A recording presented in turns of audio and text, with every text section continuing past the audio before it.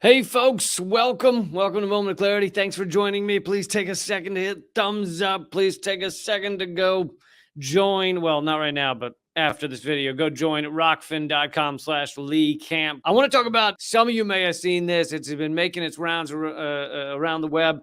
But a friend of mine and a great journalist, Mike Prysner, he does Empire Files with Abby Martin, another friend of mine, and an amazing journalist. And they do great work. They do great films. Their film on Gaza is fucking epic. Anyway, they're doing amazing things. But yeah, Mike Prysner, Empire Files. If you know of him, you might know that he's a veteran. He was in Iraq. He's talked a lot about it. He's very much against our empire, against our endless wars. Being in the military woke him up and changed him, and he's very outspoken about it. So he went to a speech by one of our wonderful presidents. I mean, they're all wonderful. They all do such great work. I mean, we can all acknowledge that, right? I mean, listen, we like to get argumentative here, but we can all admit the president's unimpeachable. No, literally though, just nothing wrong with them. Just all our presidents done a stand-up job. So he went to the speech by one of these presidents. I hadn't heard of him, but I guess he was president for a while. George W. Bush. So he goes to the speech, and he decides that maybe listening to George W. Bush speak at a lovely event in Beverly Hills, at a glorious, beautiful event in Beverly Hills, is not all it's cracked up to be. Maybe there's some problems there. So I'm gonna play this clip. Hopefully you can hear it well. Obviously it's not the clearest audio video, but video with audio. But you'll see. You'll get it. Oh, and by the way, in the background, you'll hear George W. Bush speaking. You won't see Bush. You'll hear George W. Bush speaking, and then you'll hear Mike after a bit. I used him, my dad used him, and he would have said, "Say you're smart people down here before I give you any advice." But it was awesome to have him alive. And Mother, of course, was around too.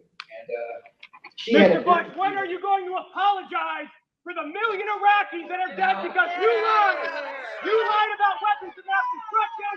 You lied about connections to 9/11. You lied about Iraq being a threat. You sent me to Iraq. You sent me to Iraq in 2003. My friends are dead. Joshua Castile. You killed people. You lied. You lied about WND. A million Iraqis are dead because you lied. My friends are dead because you lied. You need to apologize. Apologize. Apologize. Are you with this gentleman? No. you know, one of the things Is she with this gentleman? Is she coming with him, or is she with you? So there we are. Mike Prysner standing up and speaking out about his experience in Iraq, and really everyone's, because the truths he yelled are not any different for any of the soldiers. George W. Bush and his administration, and really the entire American government, lied in order to, as we know, create a failed state in Iraq, destroy large swaths of the Middle East, kill 1 million people. And one of the most interesting things of that video, which is maybe not a surprise, but is everyone there just kind of blankly like, "Oh, that's interesting. Oh, a veteran doesn't like, I guess he's, he really shouldn't interrupt things while the former president is speaking." He said he's a veteran or something. I don't know. I don't know what he's angry about. It may have been the popcorn. My popcorn was stale, so he might be talking about the popcorn. I don't know. I mean, it's kind of amazing to see all those apathetic fucking trolls sit there, just sad sacks of shit that sit there in comfort after 1 million Iraqis have been killed. And obviously Bush also responsible for plenty of Afghanistan and plenty of so many horrors and destructions around the world. And now his image is being refreshed, right? He's being rebranded as this lovely man that Michelle Obama shares candy with and hugs. Because what a good guy, what a good guy he is. And he dances with Ellen and is just a great guy. You know, it goes to show you can kill 1 million people and you deserve a second chance. You're a second million chance. You deserve a 1,000,001 chance to see to get it together and be a good person. No, but obviously it's incredible what Mike Prysner did, and it's amazing you don't see more of this. You don't see more people standing up and screaming at these things. I know often, who knows what tickets cost to get to that thing, so I get that. You know, if it's some of these things could be a few $100s, could be a few $1,000s to go see George W. Bush speak. I have no idea, but I get that your average person does not have $1,000 sitting around to go yell at George W. Bush. But it's just amazing that these people can operate within our society, not just at speeches, but anywhere. You know, that he can be anywhere and not have shoes thrown at him like that the brave man in Iraq did. And not have eggs thrown at him, and not just be booed and hissed and spit at. And I'm speaking for so many of our politicians who are war criminals, who have destroyed lives around the world. And it's amazing that they're allowed to operate within our society and in like a friendly manner. It's incredible. Recently, Ben Rubenstein was at an airport and Ted Cruz was there. And Rubenstein is a reporter and with Mint Press.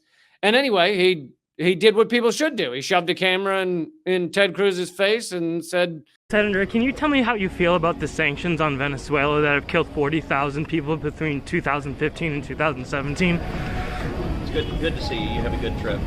So how many more deaths are you willing to justify?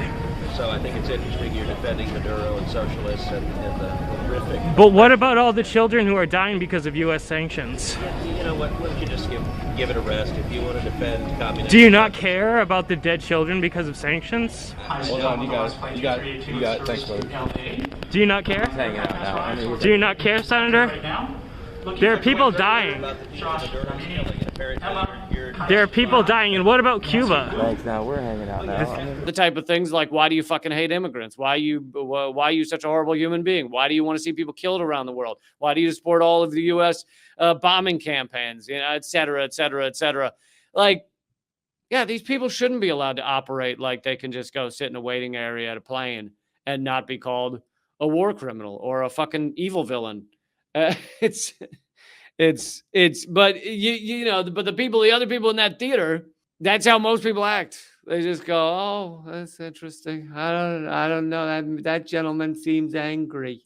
And I know Mike said he was surprised he wasn't arrested. He thought he very well might be arrested. But which is also hilarious. Arrested for what? Yelling in a theater? You can't stand up and yell something in a theater. That apparently is illegal now. But you do see how the systems jump in to protect the show, the false show, the false reality in which George W. Bush is up on that stage, probably talking about leadership, probably talking about what a wonderful job they did getting America back on track after 9/11 or whatever horse shit he's spitting out there nowadays. The systems jump in to protect that theater, to protect that bullshit that is going on. And so Mike Prysner, or whenever this happens, I know another veteran did it, I think the following night at another one of Bush's speeches. And the systems jump in to protect the theater, to protect the bullshit. You obviously there's, the guards that came and grabbed Mike, but you saw people jumping up that were not guards. They were just regular people sitting around, and they jumped up to grab at him and to grab his arm and to try and tackle him, and because they have to protect their false reality, this fake world in which they live, in which George W. Bush ever has said anything that matters, ever has not lied. The things he says only matter in that you can analyze them and go, wow, what a pile of horseshit. That is the only way they matter. Taking him at his word on anything is fucking laughable. And it goes for all of his fucking administration and the administration of everybody else who's kept us in endless wars, the Obama administration, the Trump administration, of course, the Biden administration. If you're going to keep us in endless wars, endless killing of innocent civilians, and tell us how great things are going and how you're trying to help the world, nothing else you say matters other than to tear it apart and talk about how ridiculous it is. Because you're a fucking shill. You're a sad piece of shit that is you're a psychopath that has gotten to the top position in one of, if not the most powerful country in the world. But nothing you say should be taken for face value. And also, by the way, Mike standing up and doing that also shows the failure of our mainstream media, because that our media, if it were adversarial to the government in any way, which it should be, they should take what the government says and put it through a filter. That is this true? But they essentially never do that unless it's Donald Trump. And then you have the liberal media doing it to him, or you have Fox News doing it to Joe Biden, for example, or Obama. But of course, they agree on 90% of the structural issues of the country. So even as they're picking apart, oh, Trump's lying, or oh, Biden's lying, they're not actually picking it apart. They're not actually getting to the heart of it. That would be a true adversarial media. But on top of that, this media also is not running around asking, Bush why he isn't in prison right now. They should all be doing what Mike Prysner did with all of these people. Instead, you just see fawning interviews with people like Colin Powell these days and other people from the administration. Obviously, Obama's like, they treat him like he's fucking, Brad Pitt or some shit. Just some Hollywood celebrity, just a beautiful people. Let's just ask him what it's like. What's it like to be so celebrated and rich and everything? It's just fucking pathetic. But so it also highlights the failures of our media. All right. Well, that is the show. Thanks for joining me for Moment of Clarity. I hope you'll take a second to become a member at rockfin.com/Lee Camp, ROKFIN.com/Lee Camp. Any donations, if there were any donations in the super chats, all of those go to people who are struggling right now, who need a little help. And if you want to support my work, you can go to liberapay.com/Lee Camp as well. LIBERAPAY.com/Lee Camp. Also, check out radindiemedia.com. New project I just created. Rad, as in radical, indiemedia.com. I hope you'll check it every single day and hopefully use it for your news, because you'll see it has tons of awesome sources there. And government secrets. I already talked about that. You're going to love government secrets. You really are. While you're cleaning your dog shit out of your pants. I'm not going to ask how that happened. I'm going to let you live your life, because I respect that you're cleaning it up, and I'm not even going to ask you how that happened. I'm sure. Stop. I'm sure it was a wild night. I don't care how many Jaeger bombs you had. You probably shouldn't have done that, but that is your life, and I don't care how it happened. Whatever. Just get it cleaned up. Don't wear those pants for a while. I'd say 2 years. Just put them on a hanger for 2 years. Then you can go back. All right, guys. Keep fighting.